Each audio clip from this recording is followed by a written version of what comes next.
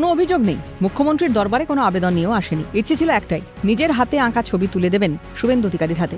কিন্তু সেই আশা পূরণ আদৌ হবে কিনা তা নিয়ে সংশয় ছিল হাবড়ার বাসিন্দা সুইটি মণ্ডলের। তবে ওই যে বলে, মনে কিছু চাইলে পূরণ বাধ্য। ছবি দেখে নিজেই এগিয়ে যান শুভেন্দু অধিকারী। সুইটির কাছ থেকে আঁকা স্কেচটি নিয়ে নেন তিনি, আবার তার আবদারও মেটান। সুইটির কথায় তোলেন ছবিও। সুদূর হাবড়া থেকে এসেছে শ্রুতি এবং তিনি মুখ্যমন্ত্রী শুভেন্দু অধিকারীকে তার নিজের হাতে আঁকা একটি ছবি উপহার দিতে চেয়েছিলেন। শুভেন্দু অধিকারীর ছবি তিনি এঁকেছিলেন এবং শুভেন্দু অধিকারী সেই ছবি দেখে আজকে নিজে এগিয়ে আসেন, শ্রুতির কাছ থেকে ছবি নেন তিনি এবং ছবিও তোলেন শ্রুতির আবদারে। আজকে ওই শুধুমাত্র ওই স্কেচটা মানে দেওয়ার উদ্দেশ্যেই আসা। এর আগেও এসেছিলাম, ওনাকে পাইনি। আজকে কি সরাসরি শুভেন্দু অধিকারী নিলেন তো? হ্যাঁ, উনি নিয়েছেন। একটু ঘটনাটা বলো, কি হলো?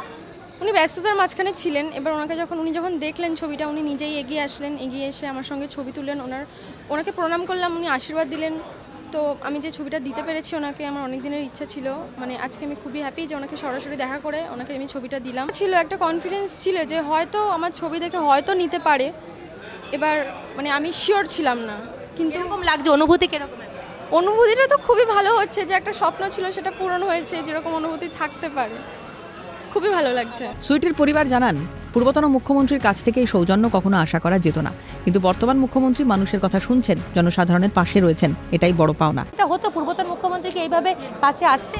কখনোই না, এটা আমরা আশাই করতে পারতাম না। ওনার কাছে আসবো, এটা করব, এটা আমরা আশা করতে পারিনি। কিন্তু আমরা এরকম বর্তমানে যিনি আছেন, আমরা এরকমই আশা করেছিলাম এবং পেয়েছি।